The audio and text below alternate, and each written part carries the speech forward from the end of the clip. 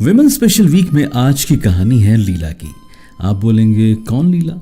तो अगर आपने शोले फिल्म देखी है तो आपको मौसी जी जरूर याद होंगी। हाँ जी, वही मौसी जी जो सफ़ेद साड़ी पहने हुए धर्मेंद्र को टंकी से उतारने की कोशिश कर रही होती हैं, या फिर वो मौसी जी जो अमिताभ बच्चन से बात कर रही होती हैं और अमिताभ अपने दोस्त की शादी के लिए मौसी जी को मनाने की कोशिश करते हैं कि देखिए लड़का बड़ा अच्छा है, ये प्रॉब्लम है, लेकिन लड़का अच्छा है ना। आपको याद आया? देखिए, मैं इनकी बात आपसे इसलिए कर रहा हूं क्योंकि कई बार जिंदगी में ना सबसे मुश्किल काम होता है सच बोलना, और इन्होंने सच बोला।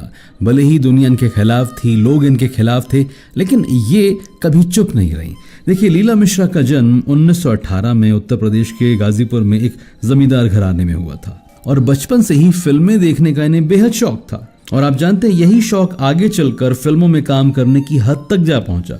आपको बता दूं, 17 साल की उम्र में फिल्मों में काम करने की इनकी चाहत पूरी भी हुई और 1935 में कोल्हापुर सिनेटोन पहुंच गई थी। और इनकी पहली फिल्म जो आई थी वो आई थी 1937 में। फिल्म का नाम गंगा अवतरण।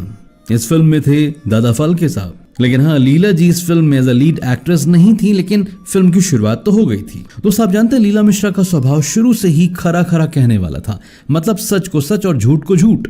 और इसी कारण फिल्म इंडस्ट्री के बहुत से लोग इन्हें पसंद नहीं करते थे। लेकिन सबसे खास बात आपको बता दूं, 1944 में इन्होंने अपने करियर की परवाह किए बिना ना एक आर्टिकल लिख डाला, और उस आर्टिकल में फिल्म इंडस्ट्री की उन तमाम काली सच्चाइयों को लिख दिया था जिन्हें बहुत कम लोग जानते थे, और बहुत से लोग नहीं चाहते थे कि वो सच्चाइयां बाहर आए। दरअसल फिल्म इंडस्ट्री में जो शोषण होता है महिलाओं का या लड़कियों का, या फिर जो जूनियर आर्टिस्ट होते हैं, या फिर किसी भी तरह का जो शोषण होता है, उस पर इन्होंने आर्टिकल लिखा था। लेकिन उस आर्टिकल के बावजूद भी ये अपनी एक्टिंग में कायम रही, अपने काम में कायम रही, और काम इनका इतना अच्छा था कि उस काम के कारण ही इन्होंने तकरीबन 190 फिल्मों में काम किया। मैंने कहा ना, कई बार जिंदगी का सबसे मुश्किल काम होता है सच बोलना। तो इस हफ्ते विमेंस वीक में हम इन्हें दिल से याद कर रहे हैं।